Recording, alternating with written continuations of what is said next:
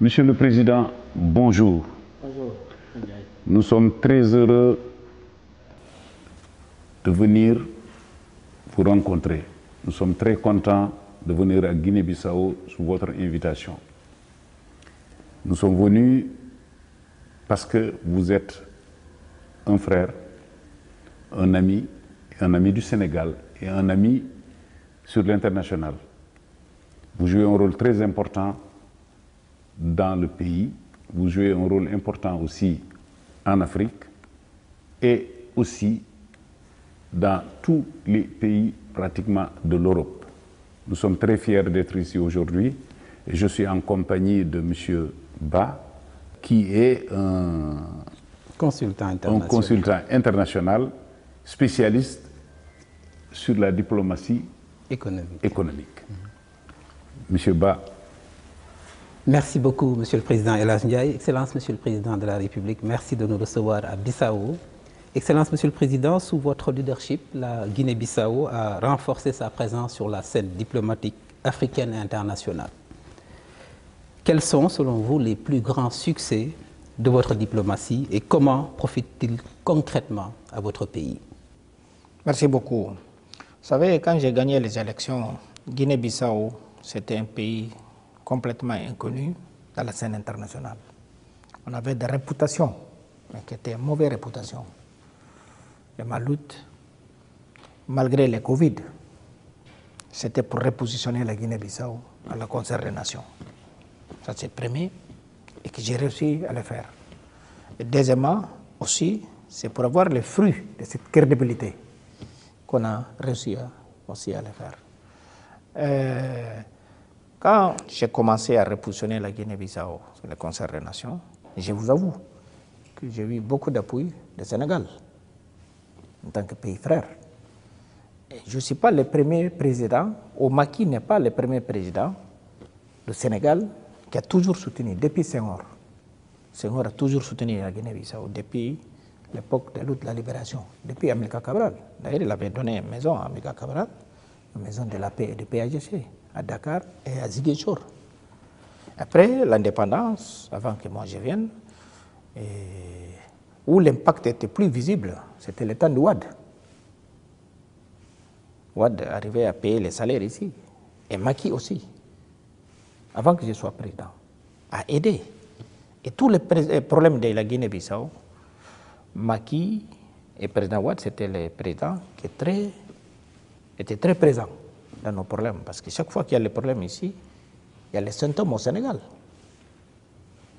Et aujourd'hui, c'est la même chose que j'ai fait avec le président Diomaye. Le président Diomaye, des fois, je suis même gêné. Il m'a dit, président Balo, tout ce que tu as besoin, il faut me dire, je suis à vos côtés et les côtés du peuple bissau-guinéen. Il a dit, non, mon frère, attention, je suis ton frère comme Macky est votre frère, comme Wade était ton papa. Moi, je suis ton jeune frère. Sénégal est là. Nous, ici au Sénégal, l'État est plus fort que des hommes, les institutions. Moi, c'est la continuité. Et parmi les choses que Macky m'a conseillé fermement, il ne faut pas amuser avec la situation de Gambie et de la Guinée-Bissau. Je lui ai dit, mon frère, merci, mais je vais vous dire une chose. Mon jeune frère, je vais t'avouer une chose. Quand tu étais élu, malgré que je sais que le Sénégal ne se badine pas avec les deux pays, Gambie et la Guinée-Bissau, je croyais que ça va baisser nos relations. Parce que bon, Macky c'est mon frère. J'habitais chez lui pendant 3 ans. Donc ce n'est pas mon ami, Macky c'est mon frère. Il m'a dit, je serai aussi votre frère comme président Macky. Et puis les choses que Diomaye on discute, il n'y a pas une seule journée qu'on n'a pas parlé. Des fois, on s'appelle même à minuit, 2 heures du matin. Pour voir, bon, là, c'est une question gérationnelle. Voilà. Et Nigeria aussi, c'est un pays qui m'a beaucoup soutenu. Je parle de Buhari, qui est un papa pour moi. Et quand je suis arrivé, il m'a beaucoup soutenu. Je ne parle pas du président Sassou, qui est mon papa. Lui, il n'est pas mon père biologique, mais c'est un père pour moi. C'est un homme qui vraiment...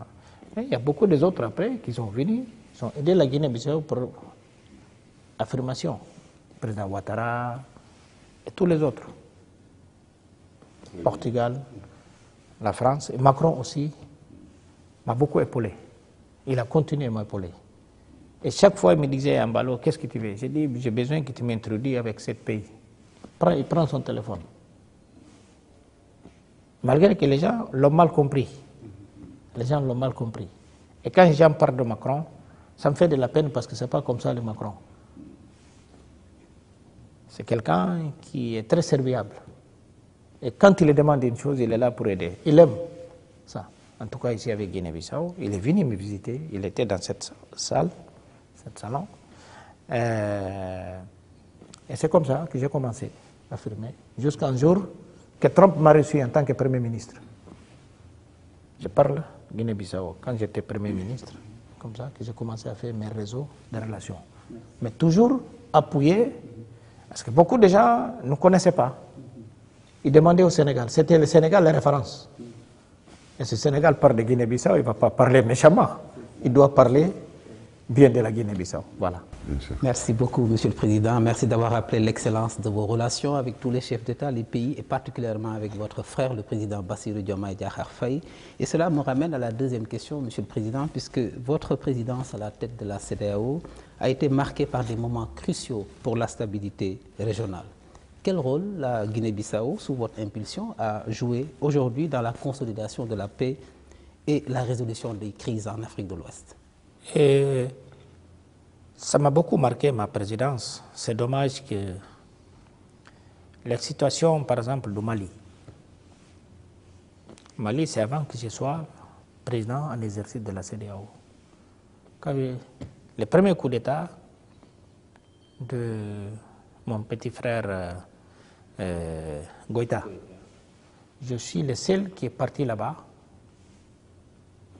quand Badao prêtait le serment. Le président Badao prêtait le serment. D'ailleurs, quand je suis parti là-bas, beaucoup de chefs d'État n'étaient pas contents. J'ai dit, je vais partir, Guinée-Bissau est souverain. Parce que ma liaison avec le Mali, c'est différent. D'ailleurs, quand les gens vont Omar Sissoko en Balo, et c'est que le Sissoko, ce n'est pas le Bissau-Guinéen. Sissoko, c'est Mali. Il y a ma mère qui est d'origine malienne. Et ces choses-là, c'est très important. J'ai mes frères au Mali. Je vais vous donner une chose qui va vous surprendre. ATT, c'est mon cousin germain. Du côté de sa mère, du côté de ma mère. Et avec Mali, on a une histoire. Je suis parti. Il a prêté le serment et ça a marqué tout le peuple malien. Et avant de quitter, je les appelais. J'appelais Badao, Goïta, était avec Diao, je pense. J'ai dit, vous savez, les choses plus importantes, il faut souder cette union. Il faut souder cette union. Parce que sinon, vous n'arrivez pas.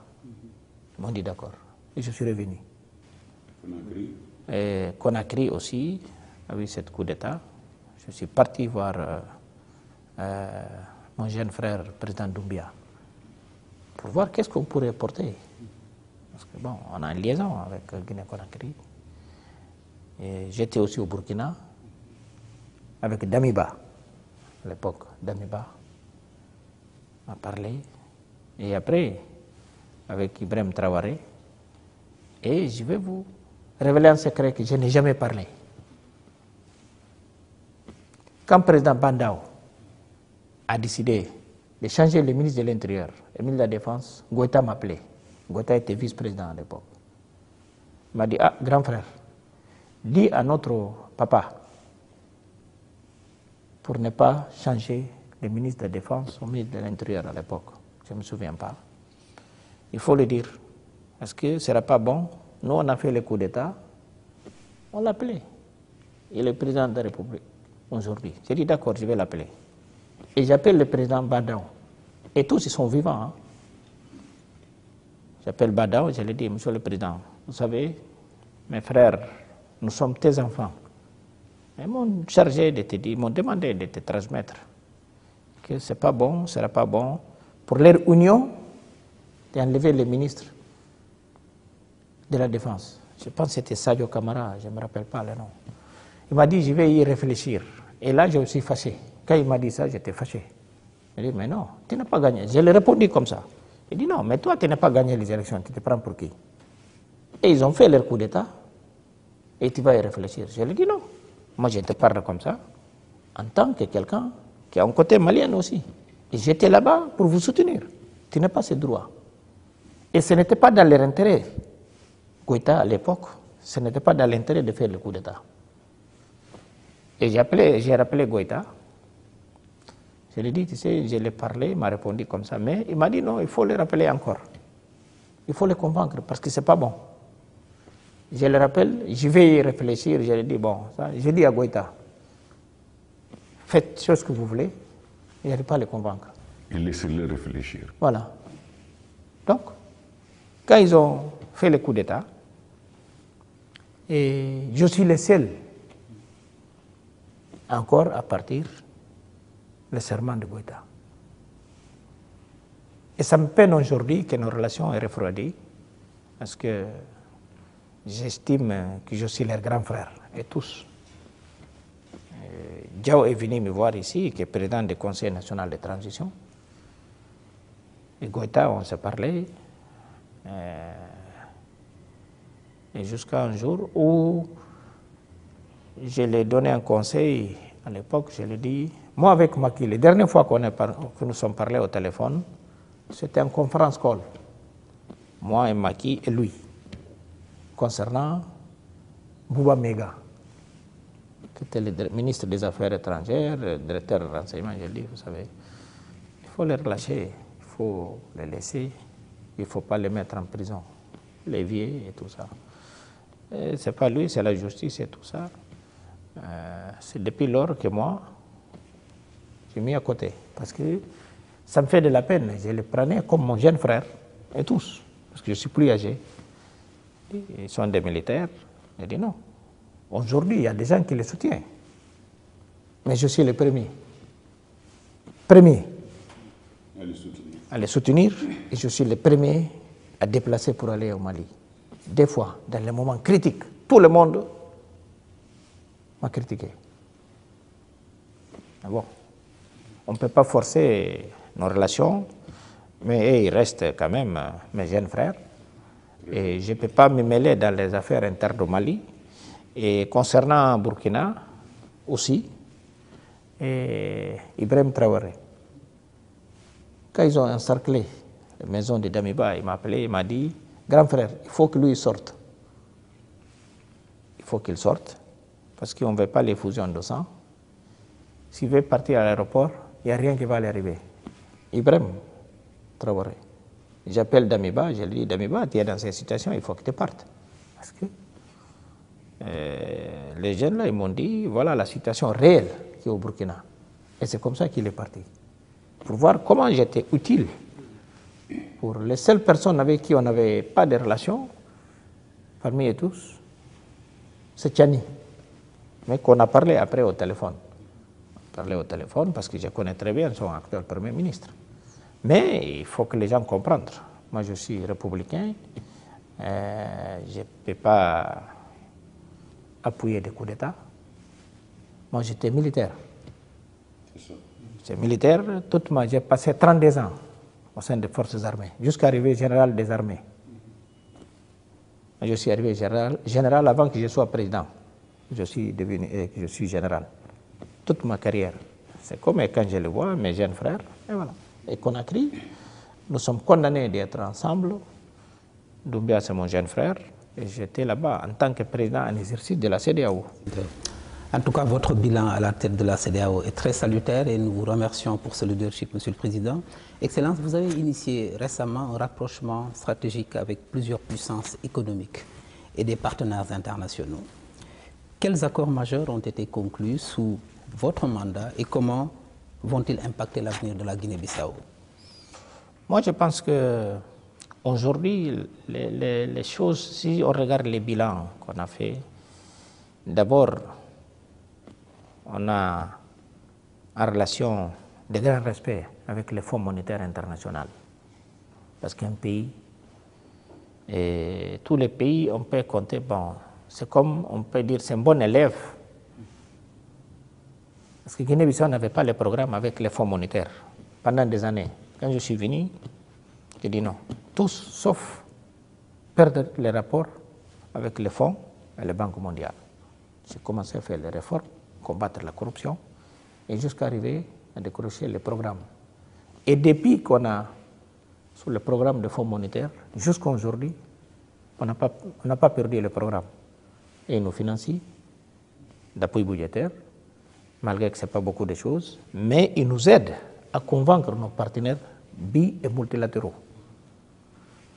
Et aujourd'hui, nous sommes en grand chantier au pays. La Chine vient de nous faire des autoroutes de vingtaine de kilomètres. Et là, ils vont recommencer encore 30 kilomètres.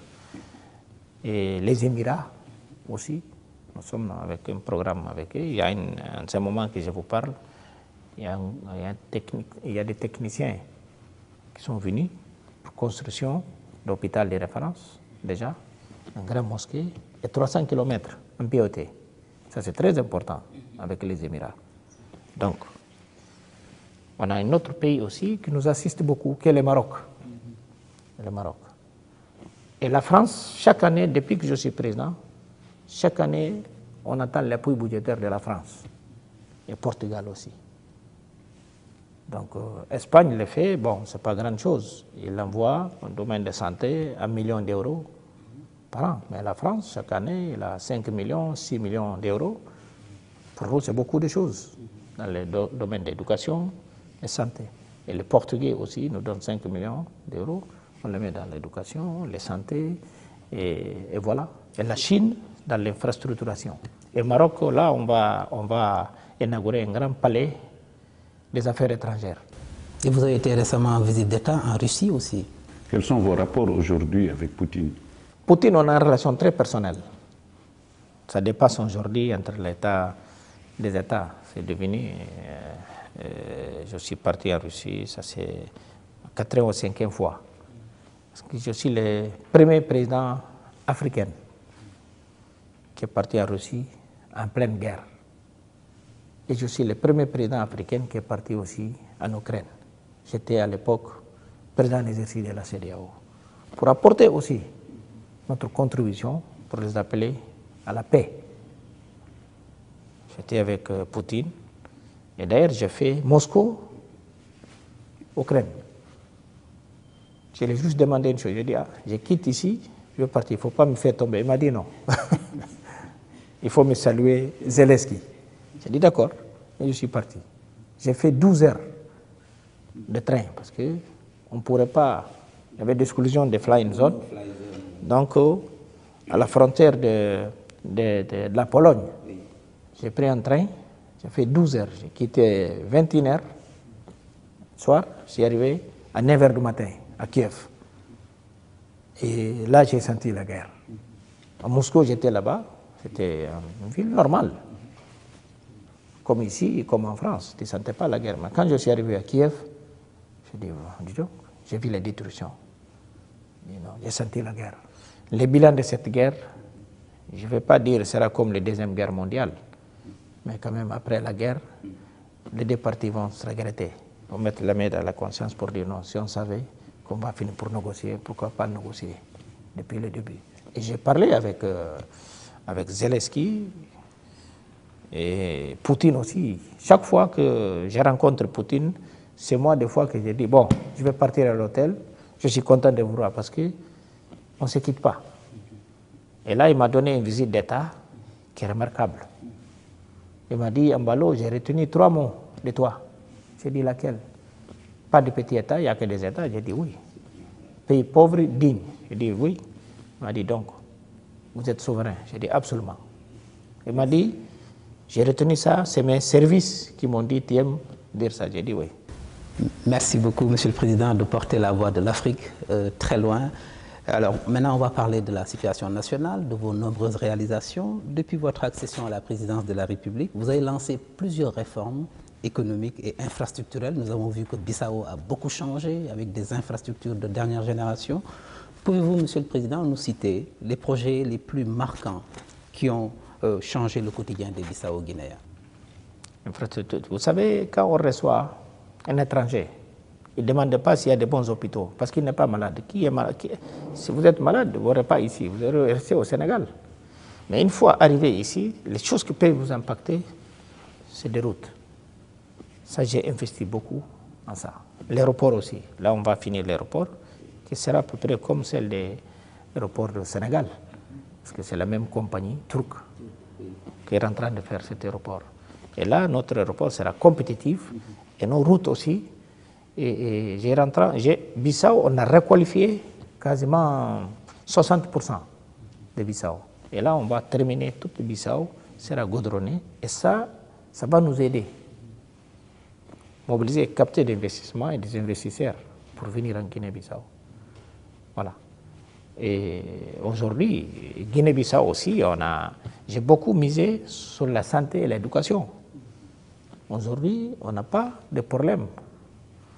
Des gens qui mouraient ici, on envoyait les gens au Sénégal, même à Ziguinchor pour être dialysés. On fait les dialyses, on vient de le commencer, grâce à Pouille de Maroc. Voyez. Donc, pour voir tout ce qu'on a fait, et formation des cadres, des médecins. Aujourd'hui, j'ai comme 200 quelques médecins à l'étranger qui sont en train de faire les spécialisations. Ça, c'est très important. Parce que j'ai misé pour dire non, on a des médecins, mais il faut que vous ayez le niveau de médecins sénégalais. Pourquoi vous signez avec la Russie? La Russie, Venezuela, et puis même la France, la Turquie. Même au Sénégal, on a des médecins qui sont en train d'être spécialistes. Parce qu'au Sénégal, il y a de très bons médecins. Moi, je me suis opéré au Sénégal. J'étais en Israël pour faire mon check-up. Ils m'ont demandé où j'ai fait l'opération. J'ai dit au Sénégal. Ils m'ont dit non. Le médecin m'a dit non, c'est pas au Sénégal. Vous ne croyez pas? Je l'ai dit, mais non. Il a dit non, cette opération. Les meilleurs chirurgiens, les meilleurs médecins. Et la vraiment. Plus grande université. Pour voir que. Des plateaux médicaux, très franchement. Et puis, qui m'a opéré, c'était un colonel Bamba Sissoko, qui m'avait opéré. J'avais une arrêt de poisson. Quand il m'a vu, j'ai failli mourir. Il m'a opéré. J'ai passé avec la sonde plus de 2 semaines. Et les Israéliens, ils sont très bons. Les Israéliens ont refusé ça catégoriquement. J'ai dit non, c'est au Sénégal. Après, ils m'ont dit, est-ce que tu peux nous mettre, les gens de ORL, ils m'ont demandé, tu peux nous mettre en rapport avec ces médecins? J'ai dit oui, je peux vous mettre en rapport. Et jusqu'à aujourd'hui, et une fois, je vais vous dire, j'ai un ami que son fils est renvoyé de l'université chez Kanta Diop, marocain. Je viens à Dakar, tout le monde sait que Macky c'est mon frère, je vois le doyen de la faculté de médecine. Le monsieur m'a dit, monsieur, mon général, j'ai dit oui, m'a dit c'est avec un grand respect que j'accepte de vous parler. En sénégalais, même Macky Sall n'osait pas me parler d'une personne qui a fait ce genre de choses. Ici, c'est la seule valeur qu'on protège, nous tous. C'est la fac de la médecine. On peut badiner avec tout parce que vous-même, un jour, c'est sacré pour nous. Il m'a parlé d'une manière que j'ai dit non. Après le soir, en dînant avec le président Macky, j'ai dit, ah, monsieur le président, vraiment, il a dit non, ici, on ne badine pas avec la faculté de médecine. Et ça démontre, c'est pour cela que les médecins sénégalais, quand ils partent aux États-Unis, ils rentrent directement. Il n'y a pas d'examen, test à faire. Ce n'est pas comme je vois, quand les Canadiens vont aux États-Unis ou viennent en Europe, ils les demandent d'équivalence. Mais les médecins sénégalais, non. Donc pour voir, c'est sur ça que je suis misé. Pour dire, bon, non, on va former nos cadres aussi, qui soient avec en rigueur. Merci beaucoup, Monsieur le Président. Alors, la lutte contre la corruption et la réforme des institutions sont aussi des piliers de votre mandat en cours. Alors, quelles avancées avez-vous réalisées, Monsieur le Président, et comment garantissez-vous la pérennité de ces efforts? Et il y a juste un slogan ici. L'argent de l'État, qu'est-ce de l'État? D'accord. Donc la transparence. Transparence. Et puis, avant d'être président ou ministre, si tu as des vices, il faut savoir comment gérer tes vices. Voilà. Moi, mon salaire, par exemple, le salaire de président de Guinée-Bissau, si je vous dis, vous allez rigoler. 1 800 000. 1 800 000 CFA. Et puis, on n'a pas le système, dans le système de Guinée-Bissau, on n'a pas le système de fonds politiques. On n'a pas de système de fonds politiques. Moi, beaucoup de fois, j'ai dit, mais attends, ces gens-là me donnent mon salaire là. Depuis que je suis président, je vous jure, je n'ai jamais pris mon salaire. Et je le partage, je le garde et je dis, bon, quand les gens, parce qu'ici c'est en Afrique, ils ont des problèmes, des recettes médicales. Ok, il faut les donner. Il faut donner ça. Les gens qui sont malades, il faut l'aider. Donc, mon salaire va pour ces choses-là. Mais parce que je ne suis pas venu pour prendre. Voilà. Et je suis un président qui a fait l'iftar avec moi. Je pense au Sénégal, c'est impossible que Diomaye prenne ses iftars, ce genre de choses. Non, malgré qu'il est serré. Mais il a une vie mieux que moi. Vous voyez? Donc, pour voir comment nous sommes humbles. Être président, ce n'est pas pour être... Moi, je vis par rapport aux choses que j'ai. Être digne. Donc, le fauteuil n'est pas le canapé. Non. C'est servir et non pas se servir. Merci beaucoup, Monsieur le Président. Alors, le développement agricole et l'autosuffisance alimentaire sont aussi des défis majeurs pour votre pays, la Guinée-Bissau. Quelles mesures concrètes votre gouvernement a-t-il mises en place, Monsieur le Président, pour moderniser l'agriculture, et particulièrement la noix de cajou, et soutenir les producteurs locaux? Aujourd'hui, je suis en train de finir avec ces misances dans les domaines juste des cajous. On doit diversifier notre agriculture. Si tout ce qu'on produit, heureusement, on a une terre fertile. On a des maniocs, des patates d'os et beaucoup des autres. Des riz, on cultive. Voilà. Donc, on avait, chaque année d'ailleurs, la ministre de l'Agriculture vient de me signaler qu'année dernière, c'était le Sénégal, le nouveau ministre, le gouvernement de Sonko, nous a envoyé des engrais et beaucoup de fertilisants pour voir cette solidarité que j'ai en train de vous dire que le Sénégal a toujours apporté à la Guinée-Bissau. Parce que j'ai exigé notre agriculteur, les paysans, de savoir que ce n'est pas juste les noix de cajou. Il faut diversifier l'agriculture. Aujourd'hui, l'armée, par exemple, ils mangent les riz qu'ils produisent. On n'importe pas les riz pour l'armée. Non, j'ai dit ça, c'est terminé. Depuis que je suis président, j'ai dit non. En temps de paix, il faut travailler. Et là, ils cultivent les patates douces, les yams, les maniocs et le riz. Monsieur le Président, quels sont maintenant vos principaux engagements pour les 5 prochaines années, Inch'Allah, notamment en matière de développement économique, d'éducation et d'amélioration des conditions de vie des populations de Guinée-Bissau? Ça, c'est pour continuer cette bilan que j'ai déjà fait, parce qu'on ne finit jamais. On ne finit jamais. Sinon, on aurait dit, Sénégal, on n'a pas besoin de faire. Mais là, il y a les Diomaye qui est en train de faire encore.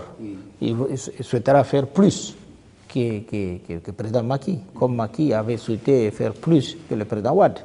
Mais la Guinée-Bissau, on a souffert pendant 50 ans d'indépendance. Bissau, par exemple, il y a beaucoup de gens. Je viens de recevoir le directeur général régional de FUNAP pour l'Afrique centrale et l'Afrique de l'Ouest. Il m'a dit, Monsieur le Président, qu'est-ce que vous avez fait? Bissau a changé complètement. Je ne suis pas venu ici pendant 4 ans.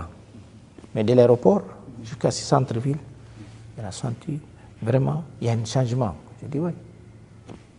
Parce que quand on veut, on paie. C'est l'homme qui fait la fonction, ce n'est pas la fonction qui fait l'homme.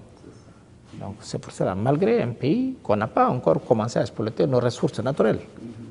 Parce qu'on a des bauxites, on a des phosphates, on a de l'or, on a du pétrole. Mais on n'a pas encore commencé à exploiter ça. On vit à la base des impôts et les appuis qu'on reçoit de la communauté internationale. Et nos pêches aussi. Les seules ressources qu'on exploite pour l'instant, c'est nos ressources halieutiques. Voilà. Et sinon, bon, il y a des solidarités des pays. Et voilà. Merci beaucoup, Monsieur le Président. Pour l'avant-dernière question, donc c'est par rapport à votre leadership, parce que vous avez fait face à des défis politiques et institutionnels importants, et parfois dans un climat de tension. Alors, comment avez-vous géré ces épreuves, Monsieur le Président, et quel message souhaitez-vous envoyer à ceux qui doutent encore de votre capacité à poursuivre cette mission au service de la Guinée-Bissau? Vous savez que l'opposition, il faut qu'elle fasse son travail. Les noms même disent, l'opposition, il doit faire l'opposition. S'il ne fait pas l'opposition, il ne sert à rien. Et moi-même, quand j'étais opposant, je faisais mon travail. Même que le gouvernement à l'époque et le président faisaient des bonnes choses, je disais, bon, Monsieur le Président, vous avez fait cette route-là, mais si c'est moi, j'aurais fait juste comme ça, là, pour trouver une chose à critiquer, pour faire mon travail d'opposant. Mais moi, je les comprends. Je vais vous donner un exemple. Ici, on a un cour suprême qui fait la veste de cour constitutionnelle. Dans les années, chaque fois qu'il y a les élections présidentielles, il doit, constitutionnellement, dans notre loi électorale, il est écrit dans le texte que les élections doivent être entre le mois d'octobre et novembre. Tu peux prêter le serment 1er janvier, mais les élections, dont la loi constitutionnelle de la Guinée-Bissau, doit se faire entre le mois d'octobre et novembre. Et voilà. C'est pour cela que j'ai appelé les élections au mois de novembre. En tout cas, ça c'est très bien d'avoir clarifié cela pour que tout le monde comprenne que c'est quand même des dispositions constitutionnelles en tant que chef que vous respectez. Mais nos opposants ici, qu'est-ce qu'ils font? Ils peuvent critiquer, ils ne partent jamais au tribunal. Au Sénégal, par exemple, l'Assemblée avait prolongé le mandat du président Macky Sall. Mais le Cour constitutionnel avait dit non. Et Macky, en tant que démocrate, républicain, il a respecté. Parce que c'est l'organe qui décide, qui valide. Et nous aussi, c'est la même chose, le Cour constitutionnel qui valide. Et moi, je ne peux pas. Et puis, dans notre système ici, les présidents n'ont pas. Ils sont très indépendants. Le président nomme aucun juge. Et le président de la Cour suprême, il a le même statut et fonction que le président de l'Assemblée. Et les présidents sont le même rang, même statut. Donc c'est des pouvoirs, autonomes. Autonome. Et avec l'indépendance. C'est le seul pouvoir où le président ne rend pas compte au président. C'est la justice. En tout cas, merci d'avoir fait ces éclairages, Monsieur le Président. Donc je vais laisser. Mais très gentil. J'ai entendu parler de politique, j'ai entendu parler d'investissement, j'ai entendu parler de la production du riz, de la patate douce, etc. Mais je n'ai pas entendu parler de la culture. Aujourd'hui, moi, mon rôle fondamental donc, en Afrique, c'est de véhiculer, de supporter la culture en tant que telle, la communication et la culture. Alors, Monsieur le Président, je sais que aujourd'hui, à Guinée-Bissau, c'est comme au Sénégal, il y a beaucoup de talents, il y a beaucoup de jeunes talents. Il y a beaucoup de jeunes qui rêvent dans le cinéma, il y a beaucoup de jeunes qui rêvent aujourd'hui dans la communication. Et on aurait souhaité que vraiment que Monsieur le Président de la République prépare un grand centre culturel africain où tous ces jeunes talents puissent quand même exercer leur métier et vraiment voir leurs rêves se réaliser. Je suis désolé de voir souvent, et c'est ce que j'ai dit, le centre culturel français, centre culturel américain dans nos pays, alors que la culture, nous, notre propre culture, c'est nous-mêmes. Nous ne pouvons pas monnayer cela. Ce qu'il faudrait vraiment savoir, c'est qu'est-ce qu'aujourd'hui vous allez faire pour la culture, pour ces jeunes artistes. Vous, en tant qu'artiste, je sais, qu'est-ce que vous allez préparer pour ces jeunes-là? Nous, c'est une chose que j'envisage. La Chine, on a déjà un accord pour nous construire un grand centre culturel de la Guinée-Bissau. Parce que moi, j'aime la culture. D'ailleurs, je joue la guitare.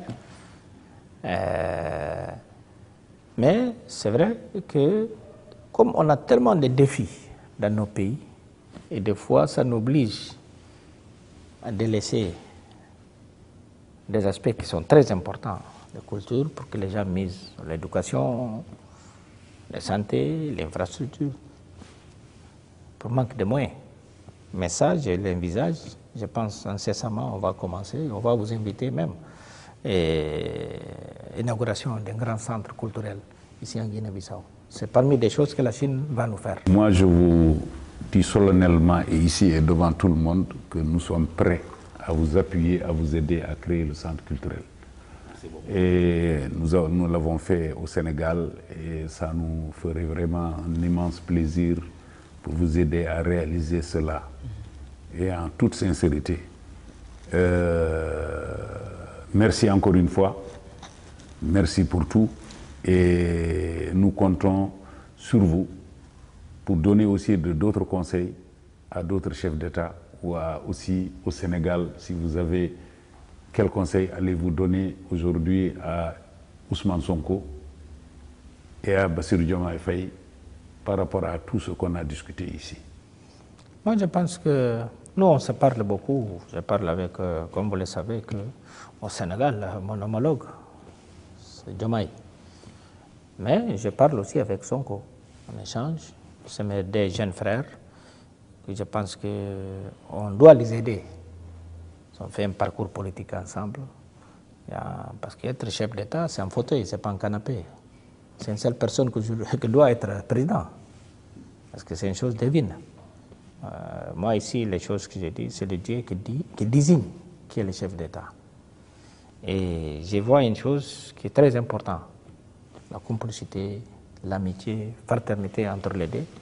Et je pense que ça, c'est très important. Il faut qu'il continue comme ça pour ne pas avoir une désagrégation de cette relation. Parce qu'on sait que le pouvoir, ce n'est pas toujours que facile. Moi, j'ai passé par cette expérience.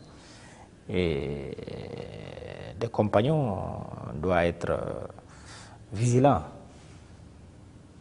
pour ne pas avoir une séparation. Donc, je pense que et tous les deux sont conscients de ça. Et bon, on doit les donner le temps parce qu'il vient d'arriver. C'est le mois prochain qu'il y aura un an. C'est encore tôt. Il faut le pouvoir. Gérer un pays, ce n'est pas gérer une préfecture. Hein. Ce n'est pas être président de Ziguinchor, ou président de Gabou ou Bafata. C'est président de la République.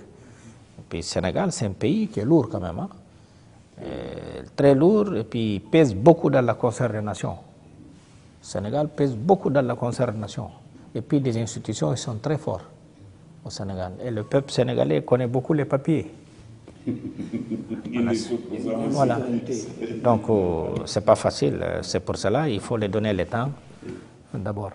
Mais nous on échange beaucoup. Hein. Moi, quand il y a des situations ici, ils sont tous les deux préoccupés. J'ai reçu Diomaye ici, des fois, je pense. Moi, je suis parti là-bas.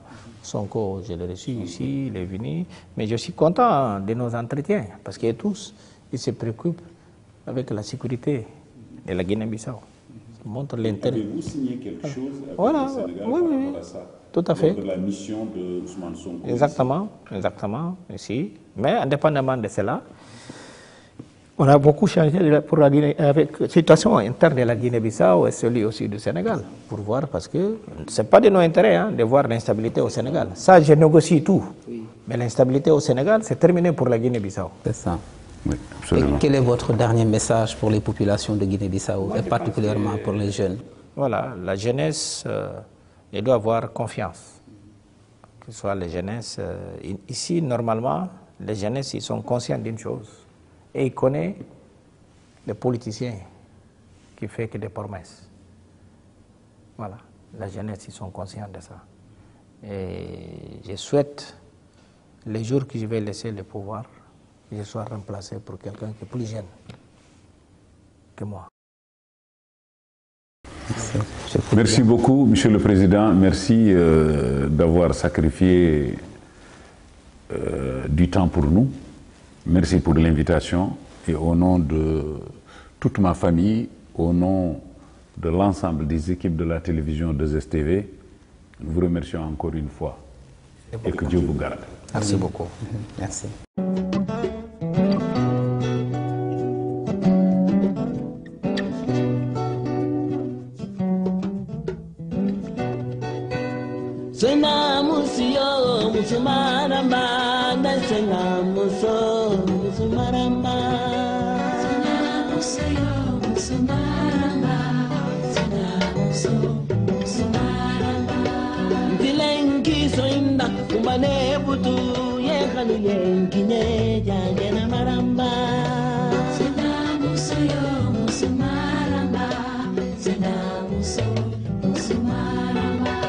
Atinyaga galila kanumela banda senamuso maramba senamuso yo muso maramba senamuso muso maramba baitanula baitanula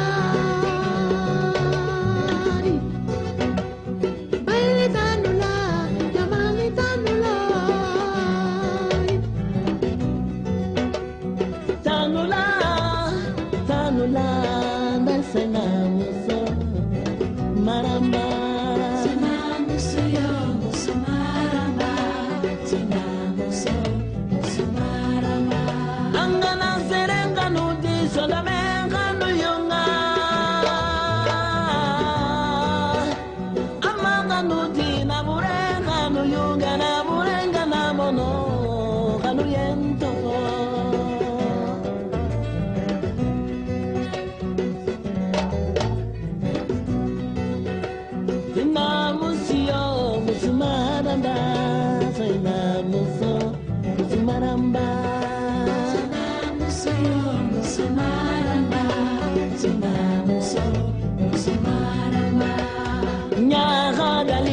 kanumela ba tena muso yanke na maramba tena muso maramba tena muso maramba.